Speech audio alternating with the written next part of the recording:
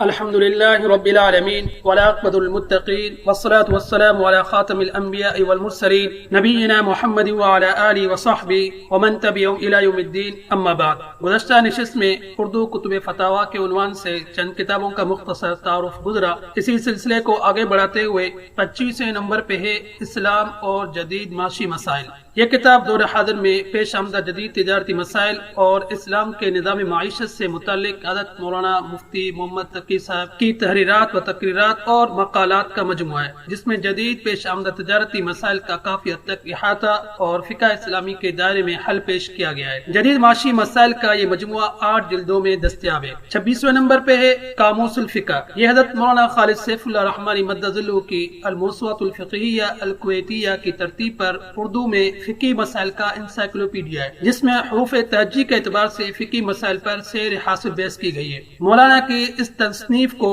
عوام و خاص میں داد تحسین سے نوازا گیا ہے۔ فقہی مسائل کا یہ مجموعہ 5 ضخیم جلدوں میں دستیاب ہے۔ 27 نمبر پہ محمود الفتاوی، حضرت مولانا مفتی احمد خان پوری صاحب کے فتاوی۔ حضرت مولانا مفتی احمد خان پوری صاحب مدد ذلہ حضرت مفتی محمود گنگوئی کے تربیت یافتہ اور خلیفہ اور مفتی سید عبد الرحیم لاجپوری کے معتمد خاص ہیں۔ اللہ تبارک و تعالیٰ نے آپ کو فقہ اور افتاء کا خاص ذوق عطا فرمایا ہے، جس کا واضح ثبوت ان اکابر علماء کرام کا اعتماد ہے۔ آپ گزشتہ 26 سالوں سے جامعہ اسلامیہ تعلیم الدین ڈابیل انڈیا کے صدر مفتی کی حیثیت سے خدمات انجام دے رہے ہیں، جہاں آپ نے ہزاروں کی تعداد میں فتاوی تحریر فرمائے، جن میں سے بعض فتاوی ہفتہ وار اخبار امید اور بعض فتاوی ماہنامہ بیان مصطفیٰ میں بھی شائع ہوئے۔ اب ان فتاوی کو آپ کے شاگرد مفتی عبد القیوم راجکوٹی نے مرتب کیا ہے، جو 4 جلدوں میں شائع ہوئے ہیں۔ آج کی نشست کو یہیں پہ ختم کرتے ہیں۔ وآخر دعوانا الحمدللہ رب العالمین۔